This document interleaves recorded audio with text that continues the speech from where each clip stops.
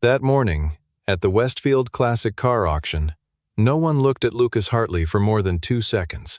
He arrived in work clothes, still carrying faint traces of engine oil, one hand holding a folded event program marked in pencil, the other holding the small hand of a 7-year-old girl wearing a t-shirt printed with a cartoon gear set. When Lucas raised his paddle and bid $500 on the rusted, immobile 1967 Mustang shoved into the far corner of the hall, laughter broke out from the VIP section. Isabella Crane, CEO of Crane Automotive Group, looked directly at him and spoke just loudly enough for the entire room to hear. $500?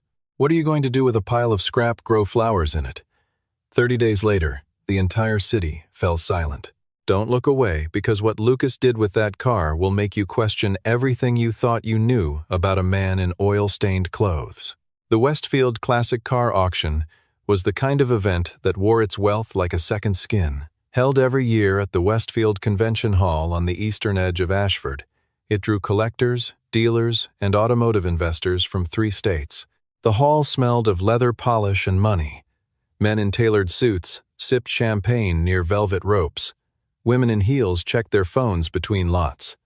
At the front of the room, 2 auctioneers in matching blazers kept the energy precise and controlled, the way people manage things when everyone present can afford to be patient. Lucas stood near the side aisle, not the VIP section. He had a folding chair but wasn't using it. Grace sat on his shoulders instead, her small sneakers resting against his chest, her eyes moving from car to car as each lot was wheeled out under the spotlights. She had a program too, her own copy, which she had been annotating with a purple marker since they arrived. "That one has a crack in the headlight," she said, pointing at a 1959 Chevrolet being pushed past. "Good eye," Lucas said quietly. He wasn't here for the Chevrolet. He wasn't here for the 1963 Corvette that sold for $62,000 in the third lot, or the Jaguar E-Type that drew a standing ovation when the winning bid hit $90,000. Lucas had come for the last item on the program, Lot 22. He had penciled a small circle around it 3 days earlier when he first read the catalog description, and his hand had been steady when he did it. The auctioneer's voice grew noticeably less enthusiastic as the floor crew pushed Lot 22 into position. The car came in on a rolling platform rather than under its own power, because it had no power to offer. The 1967 Ford Mustang Fastback had been sitting in a storage unit in rural Kentucky for an estimated 22 years.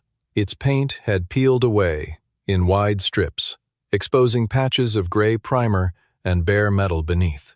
The front bumper was cracked and partially detached. The windshield had a diagonal fracture running from the lower left corner to the upper right. The interior, what was visible through the window glass, had been partially consumed by moisture and time. The auctioneer ran through the vehicle report in a flattened tone, the way someone reads a list of things that have gone wrong with a property no one expects to sell. Several people in the front rows stood and stretched. A few moved toward the exit. Sebastian Voss, seated 3 chairs to the left of Isabella Crane in the VIP section, leaned over and murmured something. Isabella glanced at the Mustang on the platform and then looked away, back toward her phone. Lucas looked at the car and did not look away. The opening bid was $200. The hall was quiet. The auctioneer repeated the figure, and the quiet continued. Then Lucas raised his paddle. $500, he said. The auctioneer paused. "Sir, the opening is $200. You can start there if you'd like." $500, Lucas said again. Grace patted the top of his head. "Did we get it, Dad?" Sebastian Voss laughed first. Not a quiet laugh, but the kind that invites other people to join. A few of them did. And then Isabella Crane, without turning her head all the way toward Lucas, spoke the line that would follow her for the next 30 days. $500? What are you going to do with a pile of scrap grow flowers in it? The laughter in the VIP section was not cruel in the way schoolyard cruelty is cruel. It was the laughter of people who had never needed to think carefully about $500, and who could not imagine a reason to spend it on something that would require dragging it off the property. It was dismissal dressed as amusement. Lucas did not look at Isabella.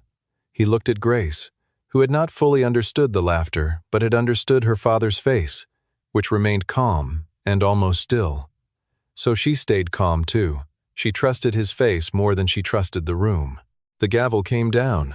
Lucas Hartley was the new owner of the 1967 Ford Mustang Fastback, Lot 22, for $500. 8 years earlier, Lucas had been the head of restoration at Hollowell Classic Works, the most respected classic car restoration workshop on the East Coast. The firm's clients included private collectors whose names appeared in business magazines, a national museum that called twice a year, and 2 international auction houses that requested Hollowell's documentation to support provenance claims. Lucas had started there at 22 as a junior technician and had risen to lead the restoration department before his 30th birthday.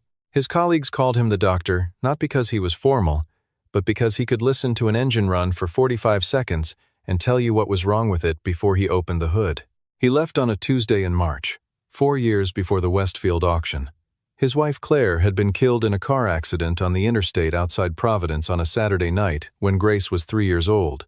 For 11 months after that, Lucas kept working, kept driving the 2 hours to the Hollowell workshop, kept coming home after dark to a daughter who needed a father who was fully present and getting a version of him that was mostly functional and sometimes hollow.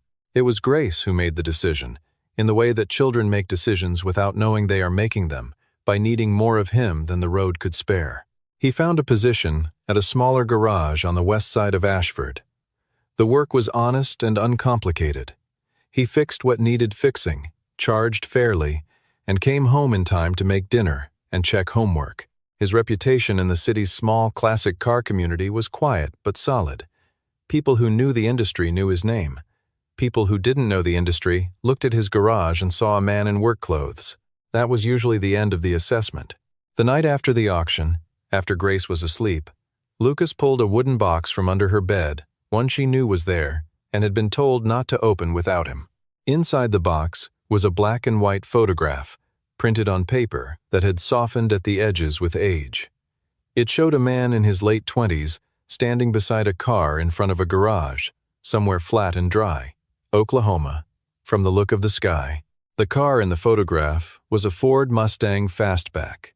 The paint, even in black and white, had the quality of something that absorbed light rather than reflected it, something deep and deliberate. The man standing beside it had his hand on the roof and was squinting slightly into the sun. He looked like someone who had earned something and was not yet used to having it. The man was Joseph Hartley, Lucas's grandfather. The year was 1969. Lucas had been carrying the vehicle documentation that went with the photograph for 3 years. The original title, the build sheet, the window sticker, with the factory paint code printed in faded ink. The paint code read, Acapulco Blue.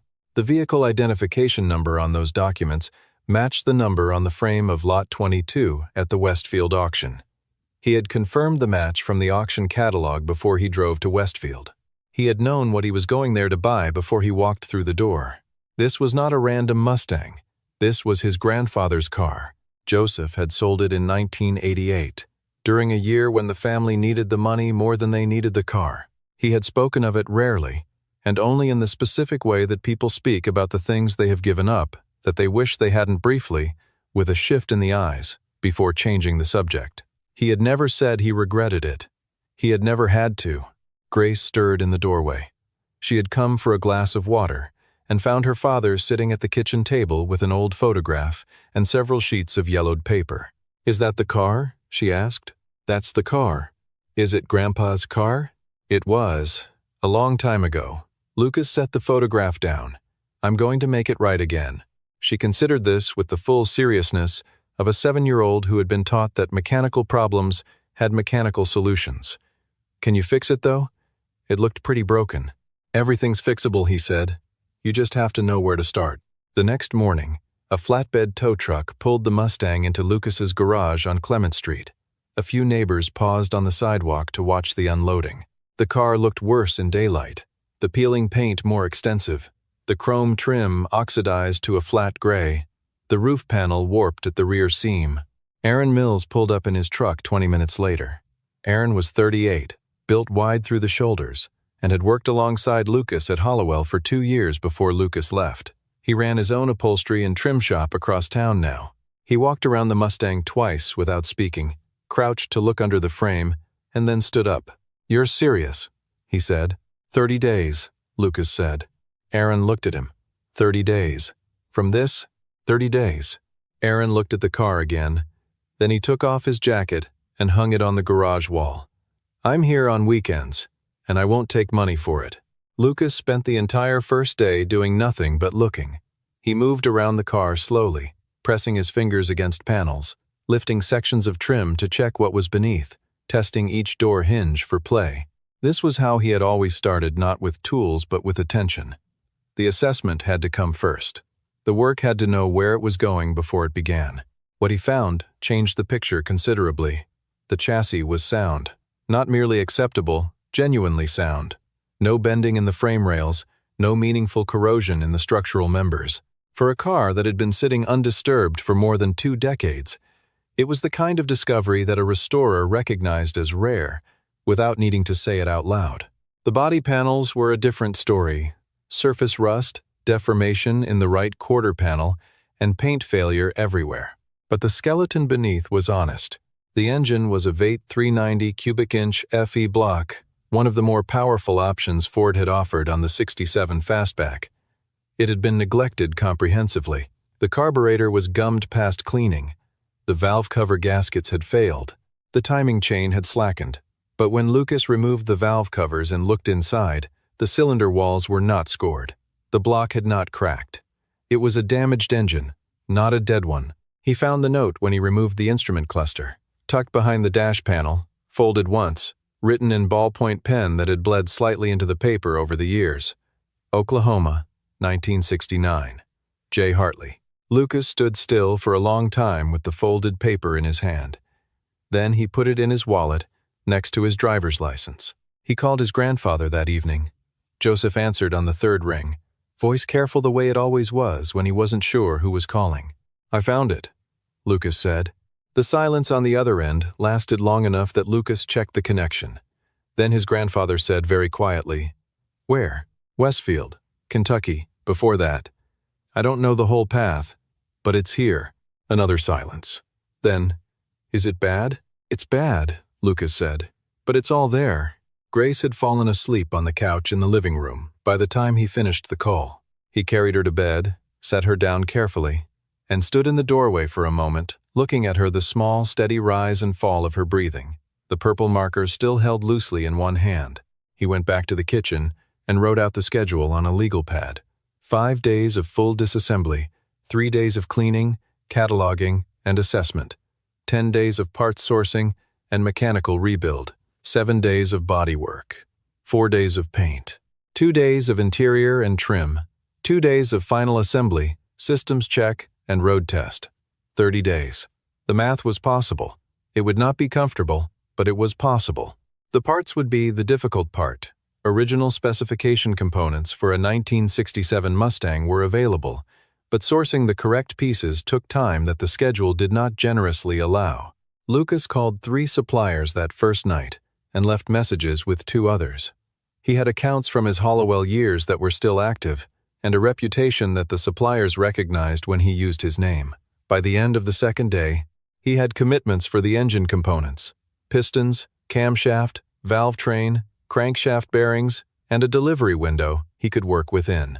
On the 6th day, he drove to Callaway Auto Supply on the north side of Ashford to source gaskets and a carburetor rebuild kit. The store was run by a man named Douglas Callaway, who had been selling parts to serious mechanics for 31 years and who recognized quality of work the way a librarian recognizes a careful reader by small signs that accumulate into certainty. Lucas was standing at the rack of Mustang components when a woman came through the door behind him. He heard the door, registered the sound, and continued reading the specifications on a parts box.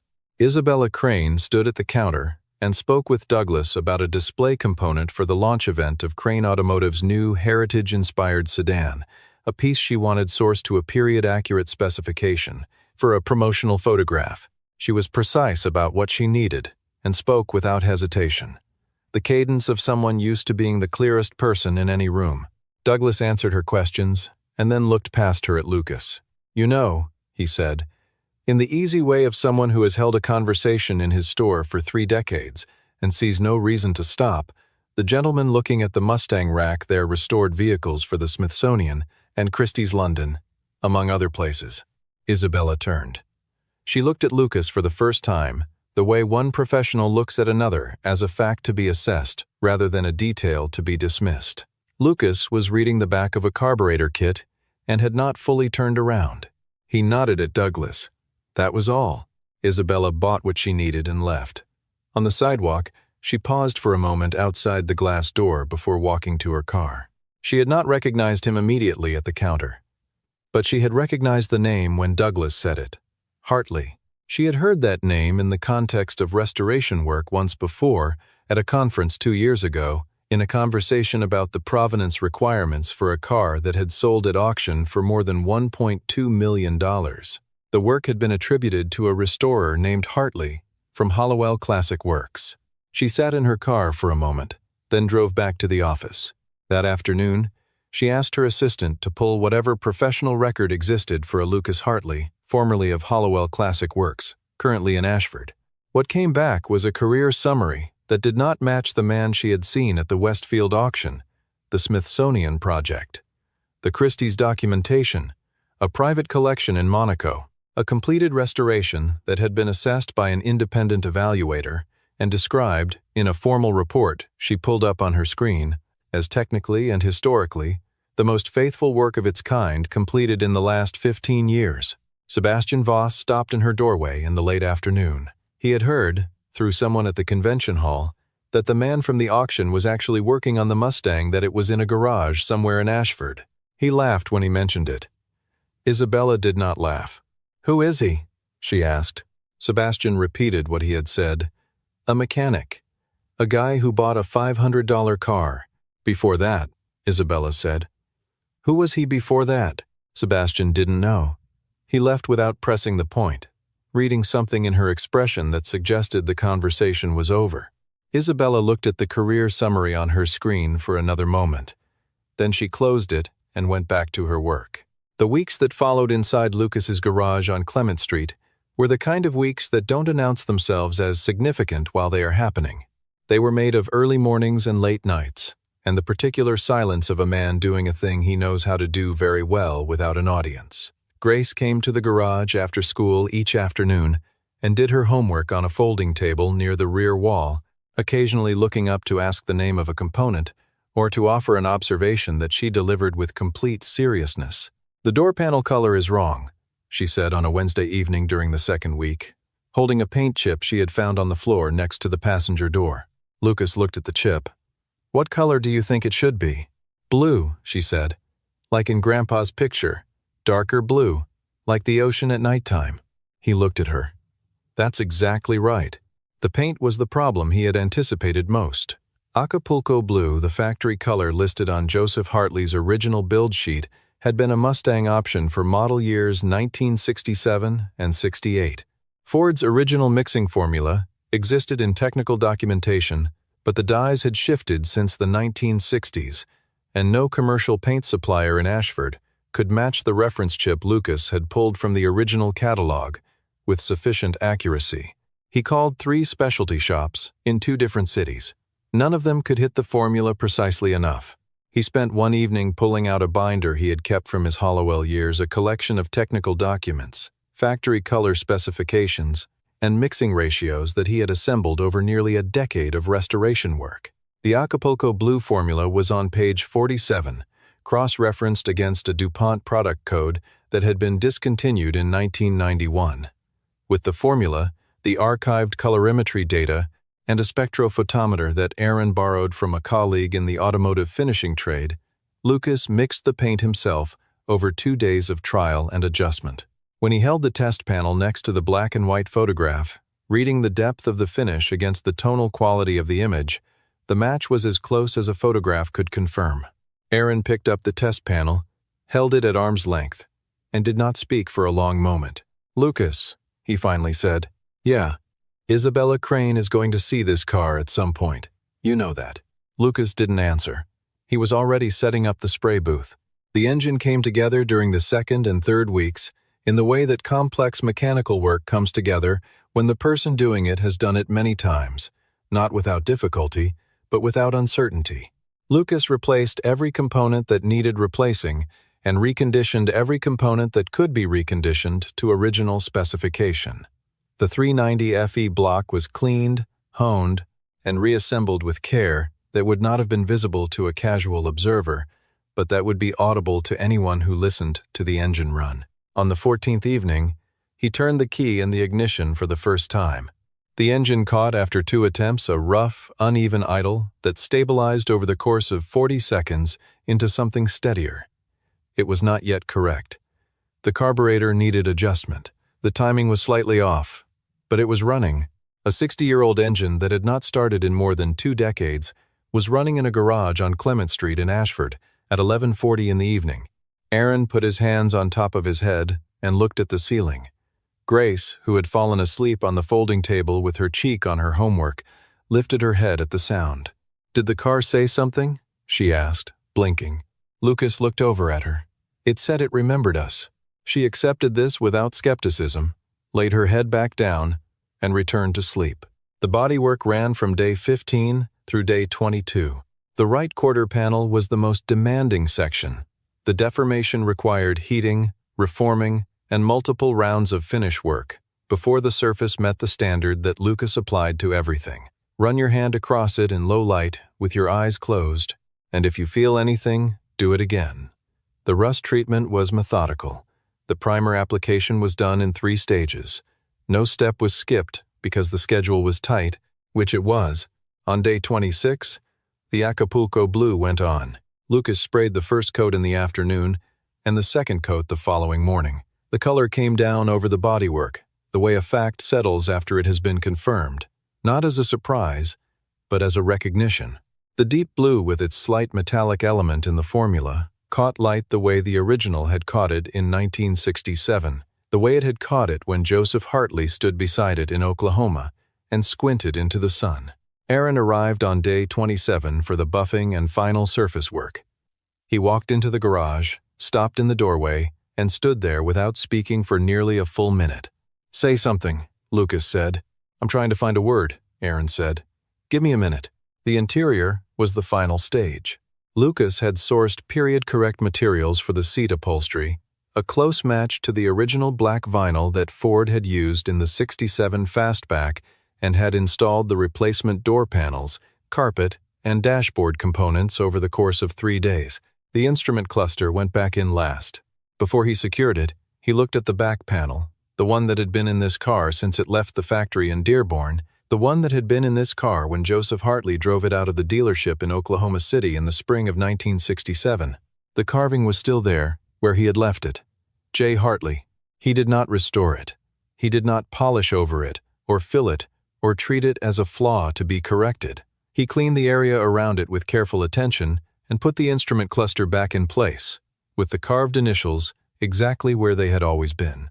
On day 29, a letter arrived from the Ashford Vintage Automotive Showcase, the city's largest annual classic car exhibition, held every year at Ashford Convention Park. The letter was from the event's organizing board. It said that the showcase would be held the following Saturday, and that a display position had been reserved for an exceptional vehicle recently brought to their attention. It invited Lucas to present the car in the central exhibition space, which was typically allocated by committee selection rather than open application. Lucas read the letter twice. Then he showed it to Grace, who was eating cereal at the kitchen table. "They want to see our car," she said. "Looks like it. Is it ready?" Lucas looked toward the garage door. Almost. He did not know who had contacted the showcase on his behalf. He did not ask. What he did not know, and would not learn until much later, was that Isabella Crane had placed that call herself 2 days after she had pulled up his professional record and read the evaluator's report from the Monaco collection. She had contacted the board through an intermediary and had suggested, without pressure, that a vehicle of unusual historical and technical interest might warrant a central display slot. She had not mentioned her connection to the Westfield auction. She had not told Sebastian, or her assistant, or anyone at Crane Automotive Group. She had picked up the phone, made the call, and gone back to her work. On the final night, Lucas and Aaron finished the last adjustments, the idle mixture, the timing advance, the final torque check on the suspension components at 2:15 in the morning. Both men were past tired. Lucas sat down on the garage floor with his back against the tool cabinet, and Aaron sat across from him near the door, and neither of them spoke for a while. The Mustang stood in the center of the garage under the overhead lights, the Acapulco blue paint holding the light with the same unhurried depth it had held in 1967. Every surface was right. Every line was where it was supposed to be. From the chrome-trimmed fastback roofline to the re-chromed front grille, from the correctly period fog lamp bezels to the blacked-out rear panel, the car was as faithful to its original specification as 30 years of restoration experience could make it in 30 days. Aaron picked up his jacket from the hook by the door. He stood looking at the car for a long moment before he put it on. 30 days, he said, from $500 worth of scrap. Lucas, do you understand what you've done here? Lucas looked at the car. He looked at the photograph of Joseph Hartley that he had taped to the garage wall 3 weeks earlier, still there, slightly curled at one corner. I brought it home, he said. He carried Grace to bed an hour later. She had woken when the garage light went off and had asked, in the fog of interrupted sleep, whether the car was finished. All done, he said. We're going to show it tomorrow. Good, she said, and was asleep again before he set her down. The Saturday morning arrived clear and dry, with the kind of October light that is useful to photographers and kind to paint finishes. Ashford Convention Park occupied 6 acres on the northern edge of the city, and by 8 in the morning the grounds were already arranged with more than 80 vehicles, sports cars, touring cars, pre-war roadsters, muscle cars from the 1960s and 70s, all presented on clean asphalt under white canopy frames.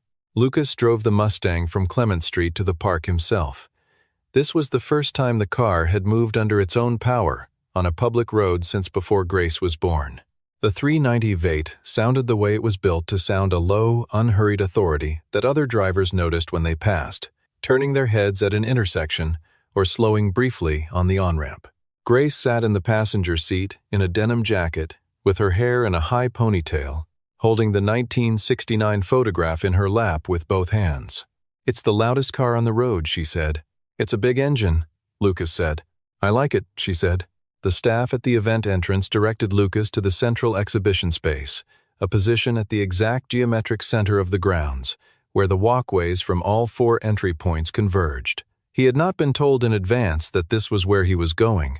He pulled in and turned off the engine, and in the moment of silence after the motor stopped, a man standing 20 feet away turned to look at the car, and then the man next to him turned, and within 2 minutes, there were a dozen people in a loose arc around the Mustang, without anyone having said anything to organize them. Grace got out of the car and stood next to the front fender, holding the photograph. An older collector, a man in his late 60s named Raymond Aldis, who had been attending the showcase for 19 of its 22 years, and who had been present at the Hollowell Classic Works workshop twice, when Lucas was running restoration there, walked up and looked at the car with quiet, thorough attention of someone who has looked at a great many cars and has learned to distinguish between the ones that have been made to look good and the ones that have been made right. He crouched at the rear quarter panel. He stood and walked to the front. He opened the hood and stood looking at the engine bay for a long time. Then he straightened up, looked at Lucas, and extended his hand. Lucas Hartley, I wondered what you were doing with yourself. He paused. Now I know. A reporter from the Ashford Times was on the grounds covering the showcase for the weekend culture section. She had received a tip the day before from someone in the collector community that a notable vehicle might be on display, one with a connection to a story that had been circulating in automotive circles since the Westfield auction. She found the Mustang by following the congregation of people. She took photographs and then stood next to Grace, who was explaining the car's history to a boy about her age, with the authority of someone who had heard the facts stated precisely and had retained them precisely. This was my great-grandfather's car, Grace said. He bought it in 1967. My dad found it and fixed it. It took 30 days. The color is called Acapulco Blue. The boy nodded seriously. What's Acapulco? Grace considered this. A very blue place, she said. Isabella Crane arrived at the showcase at 10:45, later than she had planned. She came in the capacity of Crane Automotive Group's executive representative. The company was a presenting sponsor of the event, and she moved through the grounds with her assistant and 2 members of her communications team. She had attended the showcase before. She knew what the vehicles typically looked like, how the crowds typically distributed themselves, what the energy of the event typically felt like. The central exhibition space was not typical today. From 40 yards out, she could see the crowd larger and more concentrated than any other cluster on the grounds, arranged around a single vehicle. She moved toward it. The crowd parted naturally as she approached, the way crowds part for someone who carries themselves with executive certainty. Then the crowd parted enough for her to see the car. The Acapulco blue stopped her. Not the color itself, though the color was extraordinary in the morning light, exactly the depth and quality that the 1967 specification intended, and that most modern attempts at the formula failed to reach. What stopped her was the whole of it. The proportions of the fastback roofline against the restored body, the chrome reglinting with the clarity of something new. The engine bay she could see through the open hood, the 390 block sitting clean and precise in the engine bay, as though it had been assembled yesterday rather than rebuilt in a garage 30 days ago. She had seen the car at Westfield. She remembered exactly what it had looked like. The peeling paint, the cracked windshield, the bumper hanging at an angle, the general appearance of something that had given up. What stood in front of her now occupied the same physical space in her understanding, but was otherwise a completely different object. Not restored, returned to something it had been, with complete technical fidelity, by someone who knew what he was doing, to a degree she had not paused to consider when she saw him at Westfield with his work clothes and his daughter on his shoulders. Sebastian Voss was standing to her left. He had seen the car and then seen Lucas standing near it, and he had not said anything since. Isabella walked forward through the remaining space between herself and the car. Lucas saw her from about 10 steps away. He did not move away. He did not change his expression or posture. He simply stood and waited, the way he had waited when the gavel came down at Westfield. She stopped in front of the hood. She looked at the car from the nose to the tail, a slow, complete look that took the measure of everything. Then she looked at Lucas. "How long?" she said. 30 days. From the car at Westfield? Yes. There was a pause. Grace moved closer to her father, looking up at Isabella with a frank, uncomplicated curiosity. Isabella looked at the child for a moment. "I said something at the auction," Isabella said. Her voice had changed register from the one she used in meetings. Less edge in it, more directness. It was unkind, to you and to her. She looked at Grace. "I'm sorry." Lucas nodded once. He didn't expand on it, didn't accept it with language designed to close the distance more quickly than the distance warranted closing. He nodded, and the nod was sufficient. Grace said, with perfect sincerity, "That's okay. Dad said mean words usually come from people who haven't looked closely enough yet." Isabella looked at the child. Something shifted in her face that was not quite a smile, and not quite something else. It was the expression of someone receiving a correction they had not expected from the direction it came. The showcase's panel of judges made their announcements at noon, under the main canopy near the entrance. The crowd gathered around the podium, in the way crowds gather for the conclusion of things they have invested a morning in attending. The award for Best in Show went to the 1967 Ford Mustang Fastback, Central Exhibition Space, owner Lucas Hartley. The award for Best Restoration went to the same vehicle. The panel's spokesperson read the citation into the microphone, a complete restoration from non-operational condition, executed in 30 days, using period-correct components and historically faithful techniques, representing the highest standard of work the panel had encountered in the event's 22-year history. The applause started at the edges of the crowd and moved inward. Grace jumped and grabbed her father's hand with both of hers.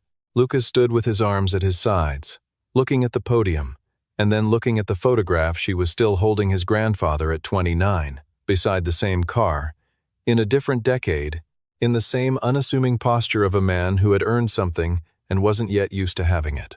Aaron had driven to Oklahoma City the previous Thursday and had said nothing about where he was going. He had told Lucas only that he had an errand and would be back by Saturday morning. He arrived at the showcase just before noon, with a passenger, a man of 67, with silver hair and a cane, who moved slowly across the asphalt in dress shoes that were slightly wrong for the occasion, but had been polished that morning with evident care. Joseph Hartley came through the edge of the crowd and stopped when the car came into view. He stood still for a long time, long enough that people nearby began to notice him and step back, creating space without being asked. He moved forward slowly, raised his hand, and placed it flat on the hood of the Mustang directly over the engine, directly where a man places his hand when the thing he is touching is something he has thought about for a long time. His eyes were red at the edges. Grace ran to him and wrapped her arms around his waist. "Grandpa, that's your car. Dad fixed it. It took 30 days. Joseph Hartley held his granddaughter with one arm and kept his other hand on the hood of the car. He could not speak for a moment. When he could, what he said was quiet enough that only the people immediately surrounding him heard it. "I know, sweetheart," he said. "I know." Lucas stood beside his grandfather and said nothing. There was nothing that required saying. The car was there. The three of them were there. That was the complete statement. Isabella watched from a respectful distance. Her assistant started to say something, and she raised one hand slightly, a quiet signal that meant not now. She watched Joseph Hartley's hand on the hood of the car and said nothing. Sebastian Voss had left the grounds 40 minutes earlier. He had shaken no one's hand on the way out. Later in the afternoon, when the formal presentations were finished and the crowd had thinned to the steady drift of people who stay until the end of events out of genuine interest, Isabella found Lucas standing near the front of the Mustang, while Grace sat in the passenger seat, explaining the instrument gauges to Raymond Aldous through the open window. "I'd like to talk to you about something," Isabella said, "when you have time for it." Lucas waited.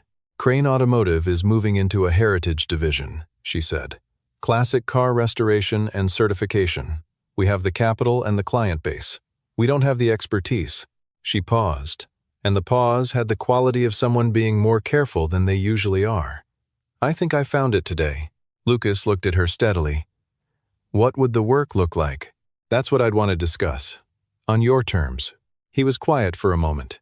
He looked across the hood of the Mustang at his grandfather, who was sitting in the driver's seat now, his hands resting on the original steering wheel, looking through the windshield at nothing in particular with an expression that had no name for it except peace.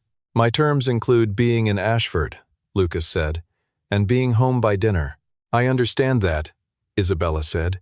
"Then we can talk," he said. He didn't say yes. He didn't say no. He said they could talk, and that was the appropriate answer for the moment, measured and honest and uncommitted to anything except the conversation. By late afternoon, the Ashford Convention Park had the quiet of an event, winding down, folding tables being broken apart, car owners doing final photographs, the October sun pushing long shadows across the asphalt. The Mustang sat in the central space in the last of the afternoon light, the Acapulco blue taking on a slightly warmer quality as the angle of the sun changed. The color held its depth the same way at 4 in the afternoon as it had at 10 in the morning, which was the mark of paint that had been done correctly. Aaron drove alongside Lucas on the way back to Clement Street. Grace fell asleep against the passenger window before they reached the first intersection, the photograph of Joseph Hartley still in her lap, her hand resting on it lightly. Joseph rode in Aaron's truck, looking out at the streets of Ashford in the early evening. Lucas drove in the particular silence of a man at the end of a thing he has completed. The engine ran beneath him with the steady, unhurried authority he had rebuilt it to have. He listened to it the way he had always listened to engines, finding in the sound not just the mechanical information but the confirmation that the work had been done the way it was supposed to be done. He thought about what Isabella had said at Westfield. $500. Pile of scrap. The words had not been kind and had not been intended to be, but they had been, in some unintentional way, useful not as motivation in the performative sense, but as a kind of clarity. On the 12th day, when the engine had failed to start for the third time and Aaron had gone home and Grace was asleep and the garage felt very large and the schedule felt very short, it had been that clarity, the certainty of what he was doing, and why that had kept his hands moving. There were things that got undervalued, not because they lacked worth, but because the person doing the valuation hadn't looked long enough or hard enough or carefully enough. The car was one of those things. He had always suspected that he might be one of them too. He turned onto Clement Street. The garage light was still on. Aaron must have left it on when he picked up Joseph that morning. The door was open, and the light fell out across the driveway in a rectangle, and Lucas pulled the Mustang into it and cut the engine. The silence after the engine stopped was the good kind. The kind that happens when something that has been running the way it should be running finally rests. He sat for a moment in the driver's seat. Then he got out, lifted Grace from the passenger side without waking her, and carried her toward the house. At the door, he turned back once.